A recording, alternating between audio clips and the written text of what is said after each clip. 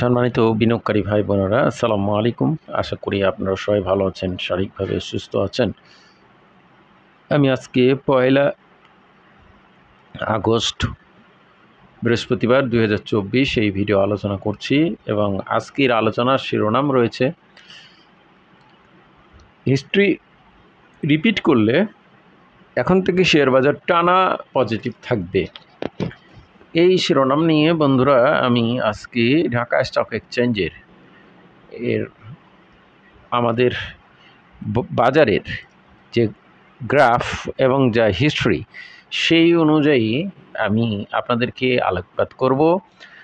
বিষয়টি হলো যে অতীত হিস্ট্রিতে আমরা ঢাকা স্টক এক্সচেঞ্জকে ইন্ডেক্স আমরা জুলাইয়ের থেকে আগস্ট, সেপ্টেম্বর, অক্টোবর এবং নভেম্বর এই মাসগুলোতে বাজারের একটা ভালো পজিটিভ বা টানা পজিটিভ মুভমেন্ট আমরা দেখেছি এবং হিস্ট্রি অনুযায়ী আমরা 2020, 21, 22 শুধু এক বছর একটু সীমিত ছিল 2023-এ। তাছাড়া প্রত্যেকটা বছরই এই ধরনের মুভমেন্ট আমরা দেখতে পাই। সেক্ষেত্রে আমরা বর্তমানে বাজারের এই যে আগস্ট মাস শুরু হয়েছে এবং আমরা অতীতের বছরগুলোতে এই জুলাই থেকে সেপ্টেম্বরের মাসগুলোর ইন্ডেক্সের অবস্থানগুলো দেখব এবং তারপর আমাদের ঢাকা স্টক এক্সচেঞ্জের বিষয়ে আরও বিস্তারিত আলোচনা করব। প্রথমে আমরা 2021 সালের আমরা জুলাই মাসের যদি যাই তাহলে দেখছি লো ছিল 6389, সেটা আমরা জুলাইয়ের 26-এ দেখছি, দ্যাট মিনস আগস্টের কিছু আগে।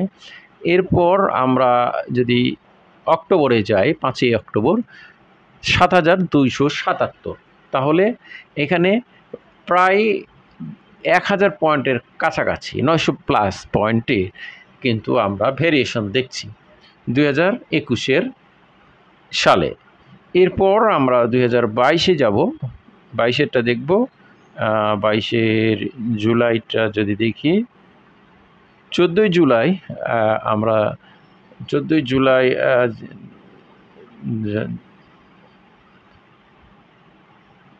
31শে জুলাই আমরা দেখেছি 6016 পয়েন্ট, লোয়েস্ট ভ্যালুগুলো আমরা দেখছি। এরপর সেই 2022-এর 31শে জুলাইয়ের পর আমরা যদি সেপ্টেম্বর 22শে সেপ্টেম্বর দেখি তাহলে 6546, এখানেও 500 পয়েন্টের একটা ভ্যারিয়েশন আমরা 2022-এ দেখলাম। 21-এ 900, 2022-এ 500 পয়েন্টের ভ্যারিয়েশন দেখলাম। এরপর 2023-এ অবশ্য খুব একটা চেঞ্জ হয় নাই। আমরা যদি দেখি 6000 জুলাই মাসটা দেখব। জুলাই মাসে আমরা দেখছি 16 আগস্টে যদি দেখি সেই সময় ইন্ডেক্স ছিল 6215। তারপর সেপ্টেম্বরে আমরা যদি দেখি সেই ক্ষেত্রে 6309, সামান্য কিছুটা ইনক্রিজ হয়েছে 2023-এ। দ্যাট মিনস 23 সালে বাজারে কিন্তু খুব একটা ইনক্রিজ করে নাই। এরপরে আমরা বর্তমানে 24-এ আমরা রান করছি। তো 24-এ আমরা 2024-এর আমরা যদি জুন মাসে দেখি তাহলে জুন মাসের একটা 5168, আমরা বর্তমানে জুলাইয়ে আছি, আগস্টে এসেছি 1 আগস্ট 5279।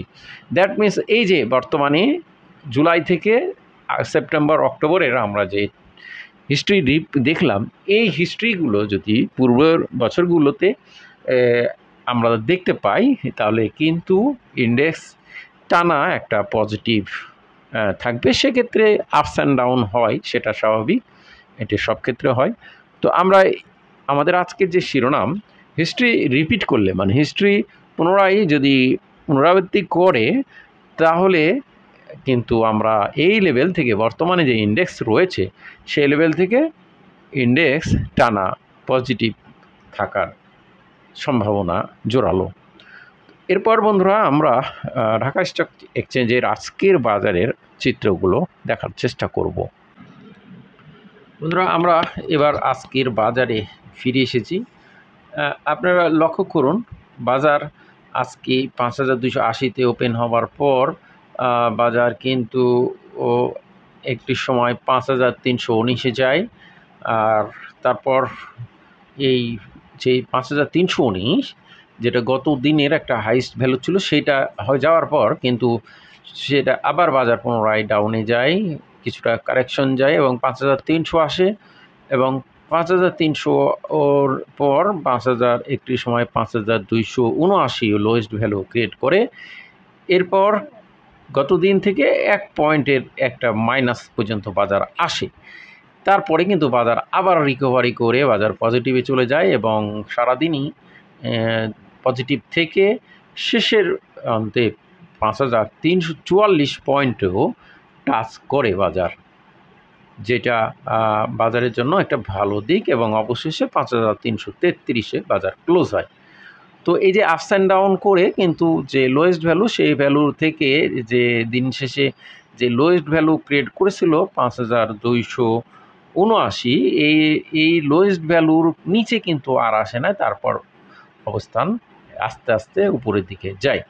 তো বন্ধুরা আমরা আজকে 552 কোটি টাকার লেনদেন দেখেছি এবং বাজারের যে 552 কোটি 53.46 পয়েন্টের পজিটিভ এবং আজকে গেনার 291টি, গত দিনের থেকে অনেক বেশি গেনার ছিল, মাত্র 64টা লুজার, 291টি গেনার। বাজার একটা শক্ত অবস্থান তৈরি করেছে এবং বাজারে আমরা আজকে ফার্মাসিউটিক্যাল, ফুড অ্যানালাইড এবং ব্যাংক এবং টেক্সটাইল, গত দিন অবশ্য টেক্সটাইল 3 নম্বরে ছিল, আজকে ব্যাংক সেক্টর লেনদেনে 3 নম্বরে চলে এসেছে। ওভারঅল ফার্মাসিউটিক্যাল এবং ফুড অ্যানালাইড, ব্যাংক এবং টেক্সটাইল মার্কেটে ডমিনেট করছে লেনদেনের দিক দিয়ে।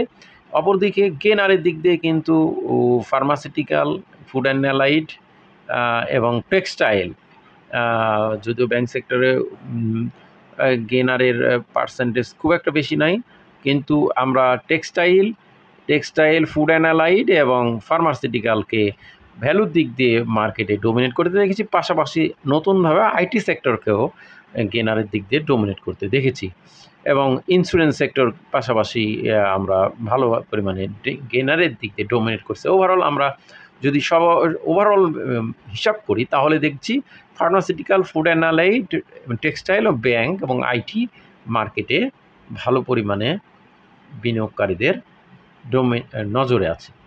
তো এবার বন্ধুরা আমরা আরেক বিষয়টি দেখব। দেখুন আজকের ট্রেড, গত দিন ছিল যা সেই 470 থেকে আজকে 552, দ্যাট মিনস 82 কোটি টাকা লেনদেন বেশি, পাশাপাশি বড় ধরনের পজিটিভ, বাজারকে একটা ভালো ট্রেন্ডে নিয়ে যাচ্ছে। ওভারঅল এভারেজ প্রাইস 478 কোটি টাকা, সে থেকেও আজকে প্রায়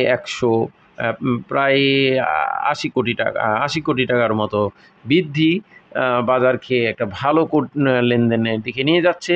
ওভারঅল বাজারে আমরা যে বিষয়টি আমি গতদিনও আলাপ করেছিলাম, যে বাজারে বিনিয়োগকারী এই যে টানা এই সময়টা অতীত হিস্ট্রিতে যে আমরা টানা একটা পজিটিভ দেখি, ভালো মুভমেন্ট দেখি, এই মুভমেন্টের কিন্তু অবস্থান তৈরি হয়েছিল আগেও, কিন্তু দেশের চলমান পরিস্থিতির কারণে কিন্তু কিছুটা দিন বাজার স্থিমিত ছিল এবং এই স্থিমিত তো বর্তমান দেশের চলমান পরিস্থিতি ধীরে ধীরে উন্নতি হওয়ার কারণে আমরা বাজারের অবস্থান পরিষ্কার দেখছি, ধীরে ধীরে উন্নতি হচ্ছে।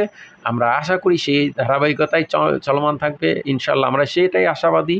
দেখুন আজকে কিন্তু বাজারে কারেন্ট সেন্টিমেন্ট প্যারামিটারে নিউট্রাল মুভমেন্টে চলে এসেছে, বিয়ারিশ ছিল, সো এটাও একটা গুড সাইন। সুতরাং বাজারের আগামী দিনগুলোতেই যে হিস্ট্রি বা অতীত হিস্ট্রি রয়েছে শেয়ার ঢাকা স্টক এক্সচেঞ্জে, সেই হিস্ট্রি যদি রিপিট করে তাহলে আমরা এখান থেকে বাজারের একটা টানা পজিটিভের সম্ভাবনা দেখতে পাবো। সেক্ষেত্রে 5479 পয়েন্টেরও একটা ক্রস হতে হবে। তো 5500 ক্রস হয়ে 5600, 700 এই লেভেলগুলো ক্রস হয়ে 6000 প্লাস ইন্ডেক্স গেলে বাজার আরও শক্তিশালী অবস্থান তৈরি করবে এবং যে লেনদেন ধীরে ধীরে বৃদ্ধি পাচ্ছে সেটাও একটা বাজারের ভালো দিক রয়েছে।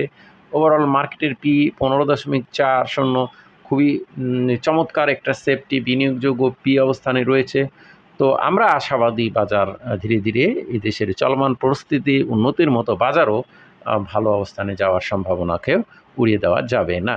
তো বন্ধুরা, আমাদের আজকের আলোচনা এখানেই শেষ। সবাই চ্যানেলটি সাবস্ক্রাইব করেন যারা এখনও করেননি, এবং সবাই সুস্থ থাকুন, ভালো থাকুন। গুজবে কেউ কান দেবেন না, কাউকে গুজবে ত্বরান্বিত করবেন না, এবং নিজে প্যানিক হবেন না, কাউকেও প্যানিক করবেন না। আজকে পর্যন্ত সবাই ভালো থাকুন। আসসালামু আলাইকুম।